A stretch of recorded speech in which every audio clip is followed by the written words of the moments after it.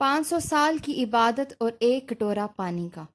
بنی اسرائیل میں ایک بہت ہی عابد شخص تھا جس نے اپنے بیوی بچوں کو چھوڑ کر رہبانیت اختیار کر لی اور سمندر پر ایک چٹان پر چھپڑ ڈال کر اللہ کی عبادت میں مصروف ہو گیا۔ شریعت محمدی میں رہبانیت اختیار کرنا جائز نہیں، پہلے کی امتوں میں یہ جائز تھا۔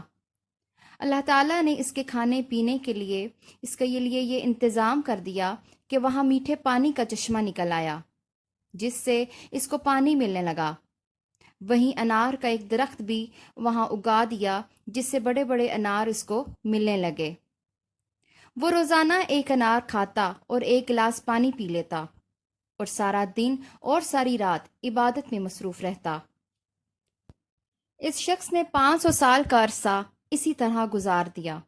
جب اس کا انتقال کا وقت آیا تو اس نے اللہ تعالیٰ سے دعا کی کہ اے اللہ، میری ساری زندگی تیری عبادت میں گزری ہے، اب میرا آخری وقت آ گیا ہے۔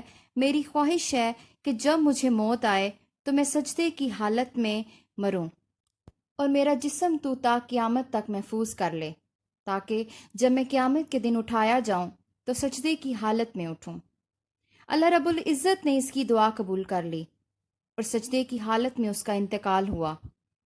حضور اکرم صلی اللہ علیہ وآلہ وسلم نے ارشاد فرمایا کہ آج تک اس کا جسم سجدے کی حالت میں محفوظ ہے اور اس کے گرد اللہ تعالیٰ نے گھنے درخت پیدا کر دیے ہیں۔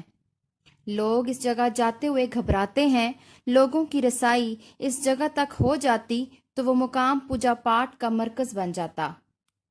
اللہ نے وہاں بڑے بڑے درخت لگا کر لوگوں کے دلوں میں اس جگہ کی ہیبت پیدا کر دی تاکہ لوگ شرک میں مبتلا نہ ہوں۔ نبی پاک صلی اللہ علیہ وآلہ وسلم نے فرمایا کہ جب مرنے کے بعد اس کو بارگاہ الہی میں پیش کیا گیا تو اللہ تعالیٰ نے فرمایا کہ اے میرے بندے، میں نے تجھے اپنے فضل سے بخش دیا، اور فرشتوں کو حکم دیا کہ میرے اس بندے کا نام جنت کے اعلیٰ مقام پر لکھ دو۔ اس عابد کے دل میں یہ خیال پیدا ہوا کہ میں نے 500 سال تک عبادت کی، بیوی بچوں سے تنہائی اختیار کر کے صرف اللہ کی عبادت میں مصروف رہا، اور آج اللہ تعالیٰ یہ فرماتے ہیں کہ میں نے تجھے اپنے فضل سے بخش دیا، تو میری عبادت پھر کہاں گئی؟ کم از کم میری دلجوئی کے لیے ہی کہہ دیتے کہ تیری نمازوں، روزوں اور ذکر و فکر کی بدولت تجھے بخش دیا، بلکہ اس قدر عبادت کے باوجود یہ کہا گیا کہ فضل سے بخش دیا، تو گویا میری ساری عبادت ہی بیکار گئی۔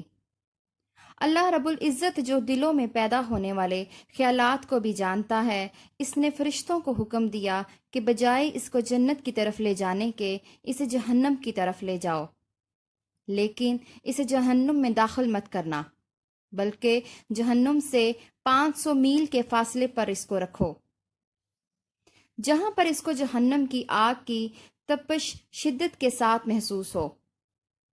فرشتوں نے حکم کی تعمیل کی اور اسے وہاں پہنچا دیا۔ ایک دم جو اسے جہنم کی تپش محسوس ہوئی تو وہ بلبلا اٹھا اور پیاس پیاس کرنے لگا۔ پیاس کی شدت سے اس کا پورا جسم کانٹا بن گیا۔ اسی اثناء میں ایک ہاتھ نمودار ہوا جس میں ٹھنڈے پانی کا کٹورا تھا۔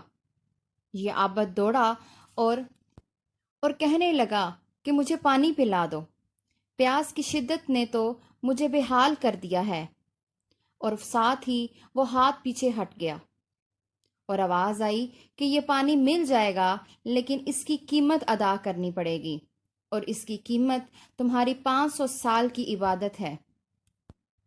عابد نے کہا کہ پھر مجھے تم پانی پلا دو، میرے پاس تو بڑی خالص عبادت ہے جو ہر قسم کے نفاق سے پاک ہے۔ اپنی عبادت کو دے کر کٹورا پانی کا اس نے حاصل کر لیا۔ پانی پینے کے بعد جب اس کی جان میں جان آئی تو اللہ رب العزت نے فرشتوں کو حکم دیا کہ اس کو دوبارہ یہاں لے کر آؤ۔ جب فرشتوں نے اس کو اللہ کے دربار میں پیش کر دیا تو اللہ رب العزت نے فرمایا کہ اے میرے بندے، 500 سال کی عبادت تو نے پانی کے ایک کٹورے کے بدلے میں دے دی، لیکن دنیا میں جو ٹھنڈا چشمے کا پانی پیتا رہا، اس کا حساب دے۔ سمندر کی چٹان پر جو میں نے تیرے لیے انار کا درخت لگایا اور تو 500 سال تک اس کا پھل کھاتا رہا، اس کا حساب دے۔ تو نے دنیا میں میرے پیدا کردہ ہوا کے جتنے سانس لیے، اس کا حساب دے۔ ان کے بدلے میں تیرے پاس کتنی عبادت ہے۔ ہم نے تجھے دیکھنے کو آنکھیں دیں، سننے کو کان دیے، بولنے کو زبان دی، اس کے علاوہ ان گنت نعمتیں تجھے عطا کیں۔ اس کے بدلے میں تیرے پاس کتنی نمازیں، عبادتیں اور روزے ہیں۔ 500 سال تک جو تو نے عبادت کی، اس کے لیے طاقت میں نے تجھے عطا کی۔ اس کے بدلے میں کتنی عبادت تیرے پاس ہے۔ ارادہ ہم نے تجھے عطا کیا، توفیق ہم نے تجھے عطا کی، دانا پانی ہم نے تجھے عطا کیا، پھر بھی تو دعویٰ کرتا ہے کہ میں نے بہت کچھ کیا اور آج تو اس کا بدلہ چاہتا ہے۔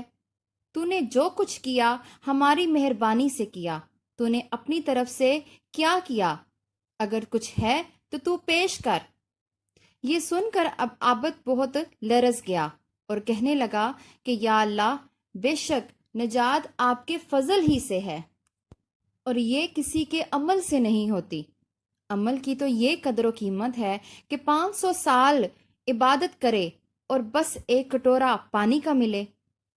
اس واقعے میں یہ بات پوشیدہ ہے کہ انسان کو اپنی عبادت اور ریاضت میں مغرور نہیں ہونا چاہیے۔ اگر انسان اللہ تعالیٰ کی عبادت کرتا ہے تو یہ بھی اس کی توفیق ہی سے ممکن ہے، اور بے شک انسان کو اللہ تعالیٰ کے فضل سے ہی بخشش عطا ہوتی ہے۔